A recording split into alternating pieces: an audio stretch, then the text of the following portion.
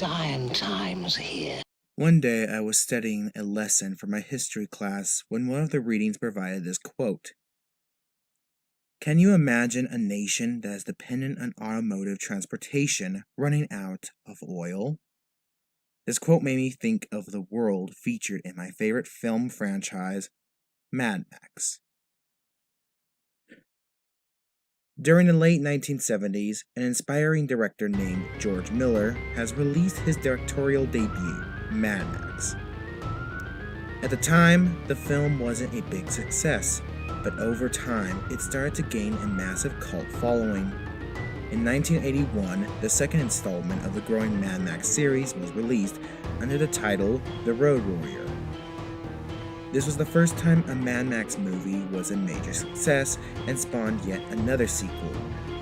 But no one talks about that one. It took 30 years until another sequel would be released. However, this would take the series into blockbuster territory and was even nominated for multiple Oscars, including Best Picture.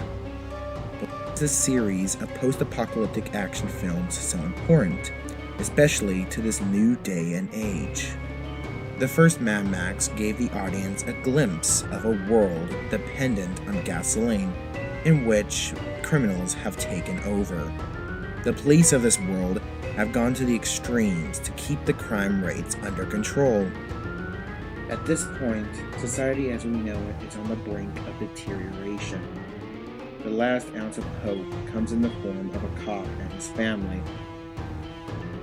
This cop is named Max Rockatowski, a man known to be one of, if not the most extreme cop in this world. Him and his family are probably the last civil people that exist in this world, until the filth of this future takes away his family and he is left with nothing. Now a broken man, he goes after the men that killed his family and takes his revenge. Society has fallen. However, society's about to become even worse. The Road Warrior shows us an even worse version of society, as it shows the aftermath of the nuclear war that was going on in the background of the first film. The world has now been reduced into a desert wasteland full of murderers and the worst of humanity. As Max wanders the wasteland, he meets a whole slew of characters that he helps and protects from a band of savages that know nothing except for the art of murder. These savages want the last ounces of gasoline that the protagonists are protecting. Even Beyond Thunderdome shows people trying and failing to bring back society. Now, it took 30 years for a proper Mad Max entry to be released, and Fury Road did not disappoint.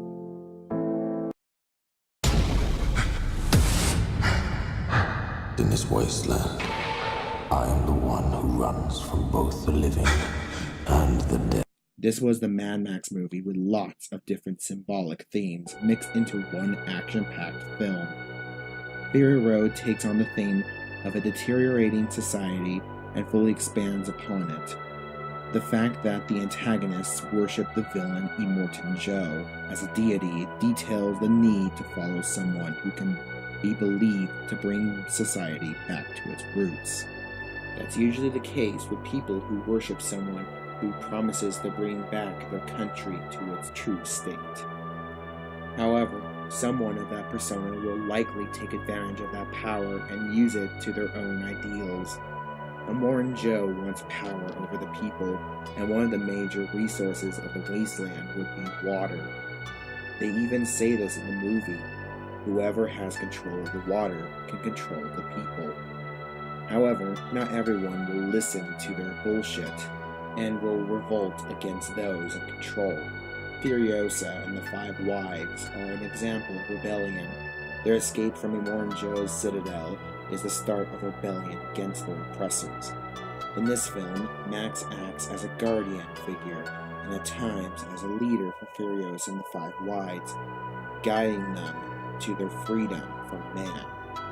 After Immortan Joe's death, Furiosa is the new leader of the Citadel, and Max leaves back into the wasteland, like the endings of the other films. However, unlike the other films, in the ending of this one, Max has a very hopeful expression on his face as he now has a purpose. My theory of what this purpose might be has to do with him becoming more of a leader for those in the wasteland that need to escape oppression. This leads me to my next theory about the story. Is Max supposed to be a Christ-like figure?